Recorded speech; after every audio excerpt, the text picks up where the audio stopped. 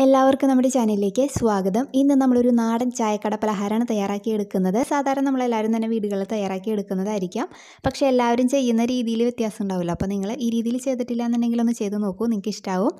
ആരെങ്കിലും നമ്മുടെ ചാനലിലേക്ക് ആദ്യമായിട്ട് വന്നിട്ടുണ്ടെങ്കിൽ ഒന്ന് ചാനൽ സബ്സ്ക്രൈബ് ചെയ്യാൻ മറക്കല്ലേ. അപ്പോൾ നമ്മുടെ ഈ പലഹാരം തയ്യാറാക്കിയെടുക്കാൻ വേണ്ടിയിട്ട് ആദ്യം തന്നെ നമുക്കൊരു ബാറ്റർ റെഡിയാക്കി വെക്കാം. അതിനായിട്ട് ഞാനിവിടെ ഒരു പാത്രം എടുത്തിട്ടുണ്ട്. ഇതിലേക്ക് 1 കപ്പ് മൈദയാണ് ചേർത്ത് കൊടുക്കുന്നത്. നിങ്ങൾക്ക് ഇതിന് പകരം ഗോതമ്പ് പൊടിയിലായാലും ചെയ്തെടുക്കാം. പിന്നെ ഇതിലേക്ക് ഒരു 2 ടേബിൾ സ്പൂൺ കോൺഫ്ലോർ ആണ് ചേർക്കുന്നത്. നിങ്ങളുടെ കയ്യിൽ കോൺഫ്ലോർ ഇല്ലെങ്കിൽ ഇതിന് പകരം 2 ടേബിൾ സ്പൂൺ അരിപ്പൊടി ആയാലും ചേർത്ത് കൊടുത്താൽ മതി. നമ്മൾ അപ്പത്തിനും ഇടിയപ്പത്തിനൊക്കെ എടുക്കുന്ന നൈസായിട്ടുള്ള വറുത്ത അരിപ്പൊടി ആയാലും മതി. പിന്നെ ഇതിലേക്ക് ഒരു 1/2 ടീസ്പൂൺ മഞ്ഞൾപ്പൊടി ചേർക്കുന്നുണ്ട്. പിന്നെ ഇതിലേക്ക് നമുക്ക് കുറച്ച് ഉപ്പ് ചേർക്കാം. ഇനി ഇതിലേക്ക് ആവശ്യത്തിന് പഞ്ചസാര ചേർക്കാം. ഞാനിപ്പോൾ ഒരു 5 ടേബിൾ സ്പൂൺ പഞ്ചസാര ചേർക്കുന്നുണ്ട്. പഞ്ചസാരയുടെ അളവ് നിങ്ങളുടെ ഇഷ്ടത്തിനനുസരിച്ചിട്ട് ക്രമീകരിക്കുക. കുറച്ച് പഞ്ചസാര മുന്നിട്ട് നിന്നാലാണ് അതിൻ്റെ കോട്ടിങ്ങിന് തന്നെ നല്ലൊരു കളർ കിട്ടത്തുള്ളൂ. അപ്പോൾ അത് ചേർത്തിട്ടുണ്ട്.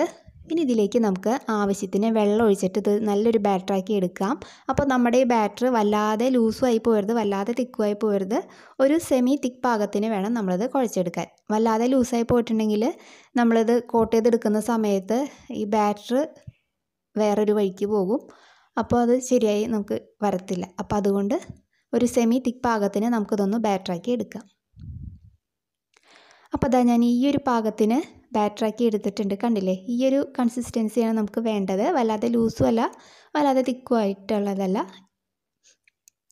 ഇനി ഇത് നമുക്കൊരു 20 മിനിറ്റ് മാറ്റി വയ്ക്കാം. അപ്പോൾ നമ്മൾ ബാറ്റർ തയ്യാറാക്കി വെച്ചിട്ട് ഇപ്പോൾ ഒരു 20 മിനിറ്റ് കഴിഞ്ഞിട്ടുണ്ട്. അപ്പോൾ അതാ ഈ ഒരു പാകത്തിനായിട്ടുണ്ട് നമ്മുടെ ബാറ്റർ വീണ്ടും. ഇനി ഇതിലേക്ക് ഞാനൊരു 1/4 ടീസ്പൂൺ ബേക്കിംഗ് സോഡ ചേർത്ത് കൊടുക്കുന്നുണ്ട്. ബേക്കിംഗ് സോഡ ഓപ്ഷണലാണ്, നിങ്ങൾക്ക് വേണമെന്നുണ്ടെങ്കിൽ ചേർത്താൽ മതി. പക്ഷേ നമ്മളിത് ചേർത്ത് കൊടുക്കുമ്പോൾ ഈ കോട്ടിങ് നല്ലൊരു സോഫ്റ്റ് ടെക്സ്ചറായിട്ട് നമുക്ക് കിട്ടും. അപ്പോൾ അതിന് വേണ്ടിയിട്ടാണ് നമ്മൾ ബേക്കിംഗ് സോഡ ചേർക്കുന്നത്. അതേപോലെ നമ്മളിത് പൊരിച്ചെടുക്കുന്ന സമയത്ത് ഇത് പെട്ടെന്ന് തന്നെ പഫായിട്ട് വരും. അപ്പോൾ അതിനൊക്കെ വേണ്ടിയിട്ടാണ് നമ്മൾ ബേക്കിംഗ് സോഡ ചേർത്ത് കൊടുത്തത് കേട്ടോ. ഇനി ഇത് നമുക്ക് ഒരു സ്പൂൺ വെച്ചിട്ട് നന്നായിട്ടൊന്ന് ബീറ്റ് ചെയ്ത് കൊടുക്കുക. ഒരു 5-10 മിനിറ്റ് നന്നായിട്ട് ബീറ്റ് ചെയ്തെടുക്കുക. നമ്മൾ എത്രത്തോളം ഇത് ബീറ്റ് ചെയ്തെടുക്കുന്നോ അത്രയും സോഫ്റ്റ് ആയിരിക്കും നമ്മുടെ ഈ പലഹാരത്തിൻ്റെ കോട്ടിങ്. അപ്പോൾ അത് നന്നായിട്ട് ബീറ്റ് ചെയ്തെടുക്കുക. അപ്പോൾ അതാ ഞാനിവിടെ നന്നായിട്ട് ബീറ്റ് ചെയ്തെടുത്തിട്ടുണ്ട്. ഇതിനി നമുക്ക് മാറ്റി വയ്ക്കാം. ഇനി ഇതിലേക്ക് ഞാൻ എടുത്തിരിക്കുന്നത് 2 നേന്ത്രപ്പഴമാണ്. അപ്പോൾ അതിൻ്റെ തോലൊക്കെ കളഞ്ഞെടുത്ത് വെച്ചിട്ടുണ്ട്. അധികം പഴുത്ത പഴമല്ല, വല്ലാതെ പച്ചപ്പഴമല്ല, ഒരു മീഡിയം സൈസിലുള്ള പഴമാണ് എടുത്തിരിക്കുന്നത് കേട്ടോ. അപ്പോൾ നമ്മളിത് സാധാരണ തയ്യാറാക്കുന്ന സമയത്ത് നീളത്തിലും ഒക്കെയാണ് നമ്മളിത് കട്ട് ചെയ്തെടുക്കാറ്. പക്ഷേ ഞാനിത് ചെയ്തെടുക്കുന്നത് ഇതേപോലെ ചരിച്ചാണ് നമ്മൾ കട്ട് ചെയ്തെടുക്കുന്നത്. അതേപോലെ വലിയ പീസസ് ആക്കിയല്ല, ഇതേപോലെ ചെറിയ ചെറിയ കുട്ടി കുട്ടി പീസസ് ആക്കിയിട്ടാണ് നമ്മളിത് കട്ട് ചെയ്തെടുക്കുന്നത് കേട്ടോ. അപ്പോൾ ഇതേപോലെ ചരിച്ച് നമുക്കിതൊന്ന് കട്ട് ചെയ്തെടുക്കാം. അപ്പോൾ അതാ ഈ ഒരു തിക്നെസ്സിൽ വേണം നമ്മളിത് കട്ട് ചെയ്തെടുക്കാൻ. വല്ലാതെ തിക്നെസ് ആവശ്യമില്ല, ചെറിയൊരു തിക്നെസ്, ഈ ഒരു പാകം മതിയാകും. അപ്പോൾ ഇതേപോലെ 2 പഴം ഞാൻ കട്ട് ചെയ്തിട്ട് കാണിച്ചു തരാം. അപ്പോൾ അതവിടെ കട്ട് ചെയ്ത് വെച്ചിട്ടുണ്ട് 2 പഴം. ഇനി ഇത് നമുക്ക് മുക്കി പൊരിച്ചെടുക്കാം. അപ്പോൾ അതിന് വേണ്ടി സ്റ്റൗ ഓണാക്കി ഒരു കടായി വെച്ചിട്ടുണ്ട്. അതൊന്ന് ചൂടായിട്ട് വരുമ്പോൾ ഇതിലേക്ക് എണ്ണയോ വെളിച്ചെണ്ണയോ ചേർത്ത് കൊടുക്കാം.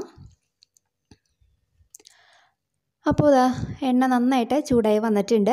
ഈ സമയത്ത് നമ്മൾ റെഡിയാക്കി വെച്ചിരിക്കുന്ന പഴത്തിൻ്റെ പീസസ് നമ്മൾ റെഡിയാക്കി വെച്ചിരിക്കുന്ന ബാറ്ററിലൊന്ന് ഡിപ്പ് ചെയ്തിട്ട് ഒരു സ്പൂൺ വെച്ചിട്ട് ഇതിനകത്തേക്ക് ഇട്ട് കൊടുക്കാം. അപ്പോൾ നല്ല കറക്റ്റ് കോട്ടിങ്ങും നമുക്ക് കിട്ടും. അപ്പോൾ ഇതൊരു മീഡിയം ഫ്ലെയിമിലിട്ടിട്ട് ചെയ്തെടുക്കുക.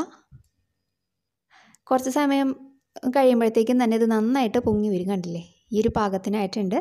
അപ്പോൾ ഞാനിതിപ്പോൾ ചെറിയൊരു ക്വാണ്ടിറ്റിയാണ് എണ്ണ ഒഴിച്ചിരിക്കുന്നത്. അപ്പോൾ അതുകൊണ്ട് ഞാൻ കുറച്ചായിട്ടാണ് വറുത്തെടുക്കുന്നത് കേട്ടോ. അപ്പോൾ അത് ഒരു സൈഡൊന്ന് ചെറിയൊരു ഗോൾഡൻ കളർ പോലെയാവും. അപ്പോൾ നമുക്കിതൊന്ന് തിരിച്ചിട്ട് കൊടുക്കാം. പെട്ടെന്ന് തന്നെ നമുക്കിത് റെഡിയാക്കി കിട്ടുമല്ലോ, നിങ്ങൾ ചെയ്യുന്നതായിരിക്കാം. അപ്പോൾ ഇതാ നമ്മുടെ പലഹാരം ഇവിടെ റെഡി ആയിട്ടുണ്ട്. പഴംപൊരി, നല്ല കുട്ടി കുട്ടി പഴംപൊരി. അപ്പോൾ നിങ്ങൾക്ക് ഇഷ്ടമായിട്ടുണ്ടെന്ന് വിചാരിക്കുകയാണ്. അപ്പോൾ ഇതേപോലെ ബാക്കിയിരിക്കുന്നതും നമുക്ക് റെഡിയാക്കി എടുക്കാം.